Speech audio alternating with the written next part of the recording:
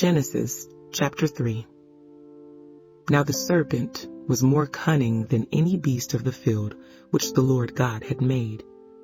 And he said to the woman, Has God indeed said, You shall not eat of every tree of the garden? And the woman said to the serpent, We may eat the fruit of the trees of the garden, but of the fruit of the tree which is in the midst of the garden, God has said, You shall not eat it, nor shall you touch it, lest you die. Then the serpent said to the woman, You will not surely die, for God knows that in the day you eat of it, your eyes will be opened, and you will be like God, knowing good and evil. So when the woman saw that the tree was good for food, that it was pleasant to the eyes, and a tree desirable to make one wise, she took of its fruit and ate. She also gave to her husband with her, and he ate. Then the eyes of both of them were opened, and they knew that they were naked. And they sewed fig leaves together and made themselves coverings. And they heard the sound of the Lord God walking in the garden in the cool of the day. And Adam and his wife hid themselves from the presence of the Lord God among the trees of the garden.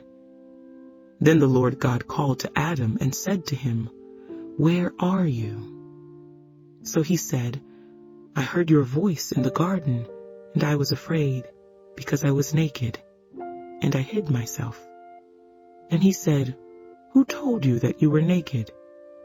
Have you eaten from the tree of which I commanded you that you should not eat?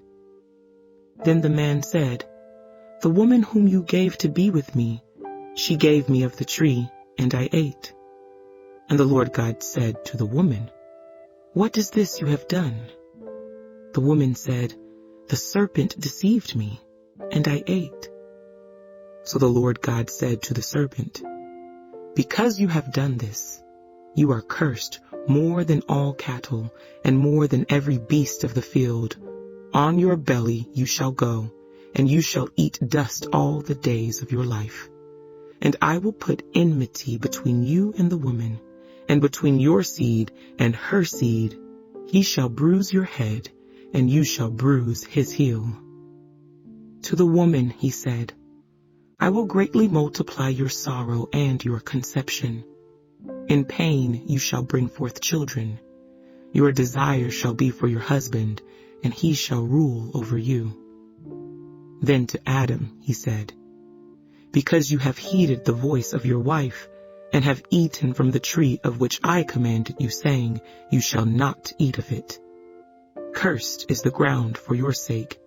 In toil you shall eat of it all the days of your life. Both thorns and thistles it shall bring forth for you, and you shall eat the herb of the field.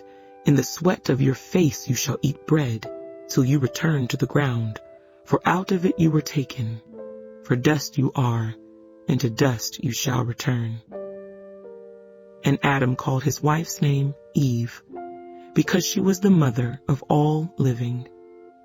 Also for Adam and his wife the Lord God made tunics of skin, and clothed them. Then the Lord God said, Behold, the man has become like one of us, to know good and evil.